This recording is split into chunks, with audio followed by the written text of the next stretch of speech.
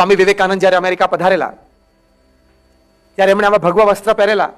કોઈ અમેરિકન પત્રકારે એમને પ્રશ્ન પૂછ્યો, કારણ કે સંતો જે આ વસ્ત્ર પહેરતા એમાં સિલાઈ તો ક્યાંય હોય નહીં, આ સીવેલું કપડું ક્યાંય હોય નહીં.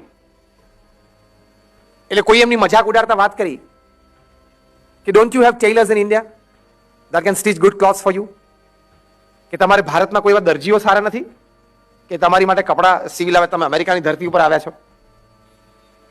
એટલે સ્વામી વિવેકાનંદજી એમને પૂછ્યું કે સારા સીવેલા કપડા પહેરે તેનાથી શું થાય? that makes your personality. એને જવાબ આપ્યો.